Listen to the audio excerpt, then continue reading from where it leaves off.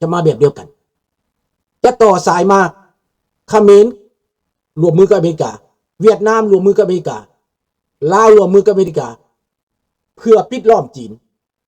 ญี่ปุ่นเข้ากำกับเกาหลีใต้เข้ากำกับอเมริกาเป็นพี่เบิ้มในเอเชียนะจังสิออกได้ถ้าบ่มีอเมริกาบ่มีทางเพราะเหนียวเนี่ยจีนนี่ปานกับแก่มันกินมันกลัวมันกินเฮาฮอดกระดูกเลยแต่เขมรนั่นเป็นประตูที่เปิดลุงขอบใจเขมรเด้อที่เหตุการณ์มันเกิดขึ้นแบบนี้ขอบใจเขมรที่เปิดประตูนี้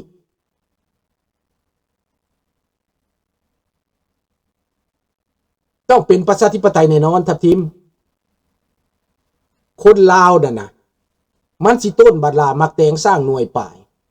ลูกหลานลาวในต่างประเทศเขาบ่ได้เป็นเผด็จการเขาเป็นประชาธิปไตยเขามีความรู้ไม่ต้องอิจฉาก็ได้ไล่ที่ในครอบครัวลุงนี่นะครอบครัวเดียวนะ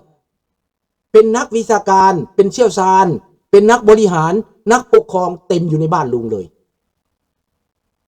ครอบครัวเดียวนะแล้วไล่ที่คนลาวทั่วโลกนี่มันมีเท่าไหร่ในฝรั่งเศสมีเท่าไหร่ในอเมริกามีเท่าไหร่ในแคนาดามีเท่าไหร่ในออสเตรเลียมีเท่าไหร่ไล่เบิ่งในยุโรปมีเท่าไหร่จะไล่เบิ่งดูเป็นอย่างบ่เอาความดีตัวนี้เป็นอย่างบ่เอาเรื่องที่มันดีจังซี่มาเฮ็ดบักทองลุ้นบักสอนไส้บักตาแตกบักหูหนวกบักตาบอดมึงสิอิจฉาไปฮอดมือใดมึงสิเกียดชังไปฮอดมือใดมึงสิกดขี่ข่มเหงไปฮอดมือใดมึงสิครอบงำไปฮอดมือใดอำนาจเดียวมึงก็ตายทองลุ้นตายไปเขาก็ด่ากระดูกมึงเขาก็สาบแช่งกระดูกมึงเปลี่ยนซะแก้ไขซะเปิดประเทศเป็นประชาธิปไตยยอมรับความจริงขอให้ต่างประเทศมาซอยหนี้สินต่างๆปลดได้สบายพี่น้อง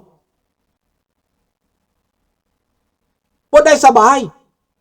การบริหารบ่แห่การบริหารไฟฟ้าทุกสิ่งทุกอย่างเฮ็ดได้เบิดแก้ไขได้เบิดพี่น้อง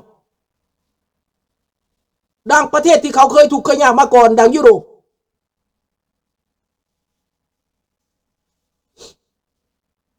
เพนบอกว่าหมดกันประชาชนลาวโง่เรื่องการเมืองไม่เป็นไรมันไม่ใช่ความผิดของประชาชนเขาโง่ก็โง่ไปเวลานี้นะอีกต่อไปเขาจะไม่โง่เปิดประเทศปุ๊บเขาก็ตาสว่างเมื่อนักยุโรปแต่ก่อนเคยโง่เป็นบ่ล่ะเขาเปิดประเทศปุ๊บเขาก็ตาสว่างเวลาไม่ได้ไต่ไฟเวลาปิดสวิตช์มันก็มืดเวลาเปิดสวิตช์มันก็แจ้งเท่านั้นแหละแม่นบ่เนี่ยจะเอามาบังเขาไว้อยู่เขาก็บ่เห็นที่ตีเขาเห็นหยังตีบ่ได้ตีประชาชนตีเศร้าไห้เศร้านาตีเด็กเล็กเด็กน้อยที่เขาบ่ได้เรียนรู้ข้าพเจ้าบ่ตีเขาเว้าผิดก็อภัยได้อันนั้นน่ะ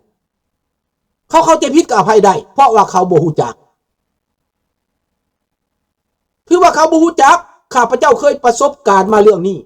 คนที่มันโง่ในต่างประเทศก็ยังโง่พี่น้องในต่างประเทศก็ยังโง่แนวบ่แม่นก็ว่าแม่นแนวบ่ถูกก็ว่าถูกเขาตัวก็ยังเชื่อขนาดต่างประเทศได้ก็เซิร์นอยู่ประเทศลาวสื่อสารกับปิดบ่เห็นหนังสือพิมพ์ก็บ่เห็นข่าวสารก็บ่เห็นเรื่องดีๆบ่เว้ามีแต่เรื่องเกลียดชังมีแต่เรื่องใส่ร้ายป้ายสีมีแล้วสิไปติเขาแน่ใดล่ะคนลาวมันบ่เห็นมันบ่จักคนไปขายแรงงานกินอยู่ในประเทศไทย 800,000 คนมันเคยมีบ่แบบนี้น่ะคนลาวต้องไปเป็นทาสเขาเคยมีบ่แบบนี้น่ะไปค้าขายโตอยู่บ่อนอื่นคนลาวพากันเป็นโสเภณีเพื่ออยู่รอดเคยมีบ่ในประวัติศาสตร์น่ะนี่พวกเจ้ายังบ่ตื่นวะนี่น่ะแม่นไผให้พวกเจ้าไปเป็นลายตกแห้งขนาดนี้ยังภูมิใจอยู่วะประเทศเป็นแบบนี้พวกเจ้ายังคิดว่าภูมิใจอยู่วะมีบางคนออกมาตอบโต้ข้าพเจ้านี่นะจังสั้นจังสี่มาขู่ลุงนี่นะ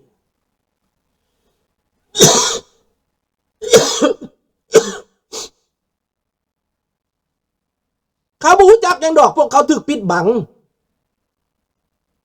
เขาก็เชื่อแต่แนวเขาที่รัฐบาลโฆษณานั่นแหละเขาก็เชื่อแต่พรรคนั่นแหละ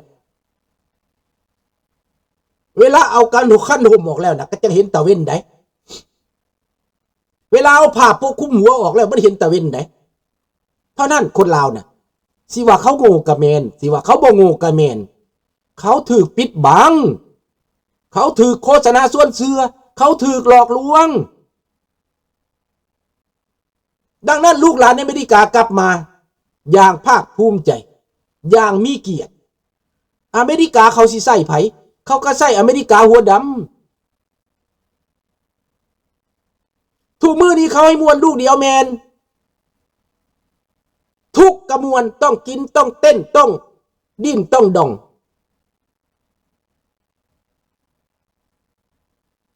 เขามาในไทยเขาก็ว่าเขาได้ดีขึ้นน้อยนึงเขาก็ว่าดีแล้วแต่เขาบ่ได้คือเห็นว่าเป็นอย่างเขาจังเลยมาธรรมดาเป็นอย่างเขาบ่ได้ทำงานอยู่แล้วเป็นอย่างงานนี่จังบ่มีอยู่ลาว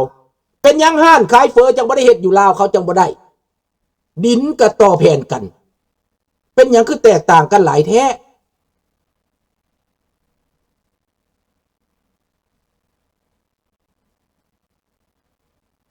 กี่ว่าเรื่องอูเรียงเอสปรีก็เป็นลุงนี่แหละสิบอกไปบอกความจริงไปกำลังเห็นแสงสว่างกำลังเห็นฟ้าเปิดจะแวะอยู่ในหนึ่งพอเห็นว่ามีตะเวนเนาะนั่นดังนั้นเท่านั้นซื่อคันลูกหลานเล่าได้กลับประเทศนะ50%กลับนะก็ดีแล้ว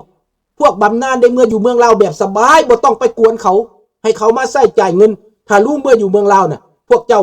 คิดว่ามันดีสำใดเบิดทุกคนที่ได้บำนาญคือลูกเมื่ออยู่เมืองลาวน่ะรายใส่รายจ่ายซื้อลูกจ้างลูกคนงานลุงนี่จะจ้างคนมาเบิ่งแยงลุงนี่2ผัวเมียนี่จ้างได้ฮอด 3-4 คนเห็นบ่ล่ะลูกเต้าเขาก็บ่จำเป็นที่จะเอาพ่อไปนอนอยู่ห้องหมอนอนอยู่บนเลี้ยงผู้เฒ่าต้องจ่าย 3,000 ดอล3,000 ดอลต่อเดือนได้ไปจ่ายคนหนึ่งได้ห้องหมอผู้เฒ่าแต่ไปอยู่เมืองลาวไปจ้างลูกหลานตัวเอง 3,000 สิบ่ดีกว่าวะ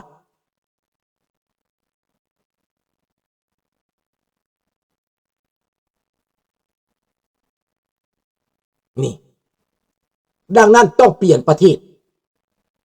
ต้องเปลี่ยนเป็นประชาธิปไตยเท่านั้นอเมริกาเขาให้เจ้าเป็นประชาธิปไตยอเมริกาเขาพร้อมแล้วจะซอยเจ้าอเมริกาเขาพร้อมแล้วจะช่วยเจ้าให้เจ้าออกจากวิกฤตคนลาวที่อยู่ในอเมริกาเขาจะส่งไปเฮ็ดเวียกอยู่ลาวพี่น้อง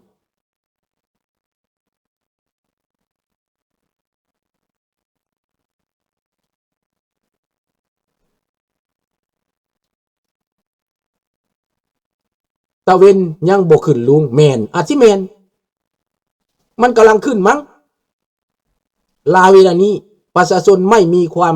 เชื่อมั่นในระบอบนี้นั่นคันบ่เชื่อมั่นดีแล้วก็ต้องหาบ่อนเสือมั้ยมันจะดีแน่นอนมันบอกความรู้มือสองมันขึ้นกับการบริหารขึ้นกับมุมมองลุงเคยเจอมาด้วยตัวเองคนหนึ่งเขาพาไปลงหิวเลยลุงพาออกจากหิวแล้วเดี๋ยวนี้ดีถ้าไปตัวนั่นก็เป็นหยังก็สิแม่นยังเมาข้างตีบ่ฮู้จัก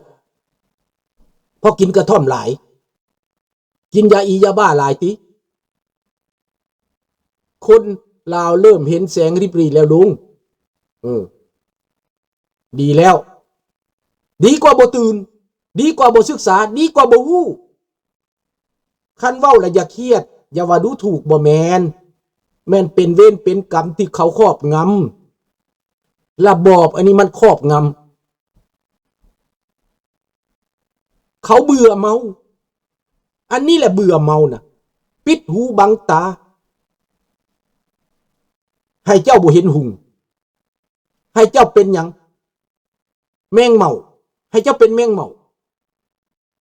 ปีกหล่นแล้วเขาไปขั่วกินให้เจ้าเป็นแมงเมา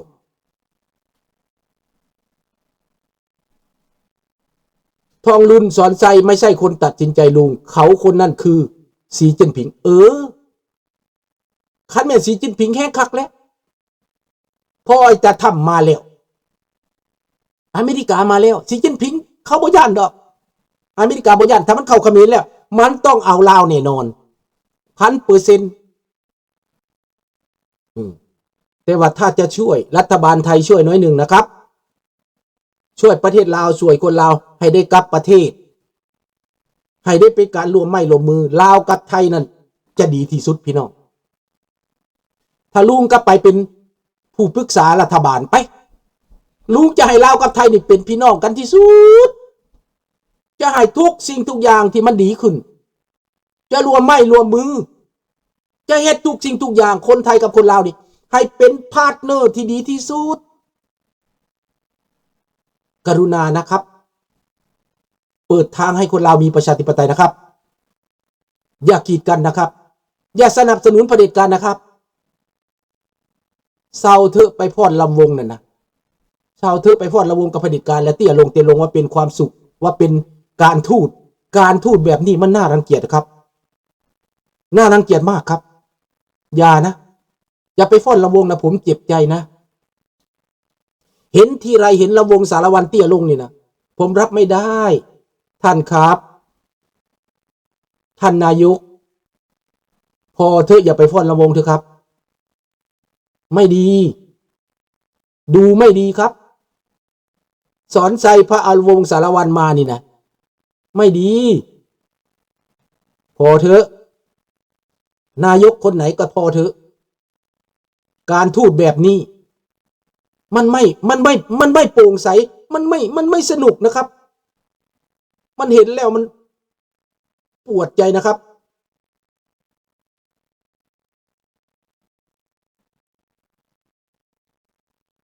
นั่นละ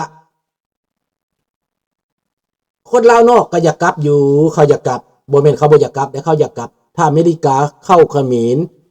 จริงลาวคือฐานทัพจีนเต็มตัวและประวัติศาสตร์ทั้งระบบอาจจะกลับมาในพื้นที่แนวนั้นมันเป็นแบบนี้เขาบ่สนใจดอกอเมริกาบ่ได้สนใจว่าจีนมีฐานทัพในลาวบ่เขาเข้ามานะเขาปราบคอเซ็นเตอร์จีนมันก็หนาวแล้วอเมริกาเข้าเขมรมันก็บ่ได้เอาทหารเข้านะมันปราบให้เกาหลีใต้มาปราบคอเซ็นเตอร์ก่อนแล้วก็บีบทางการเมืองบีบทางการทูตบีบทางการทหารบีบทางเวทีสากลก็ตายเลยบักทองรุ่นให้ห้องให้มีแต่ทุนเถื่อนมืดมีแต่ทุนกฎหมายมีแต่ทุนเปื้อนมืดเดียวนี่ลาวน่ะโคม่าแล้วเดี๋ยวนี้ในเรื่องการเมืองน่ะโคม่าเลยเด้ถึงมันจะแสดงอยู่ว่ามันมีแหงแต่มันใกล้จะตายแล้วการเมืองใกล้จะตายแล้วนะดังนั้นพี่น้องลูกหลานขอให้ทุกคนติดตามดีๆ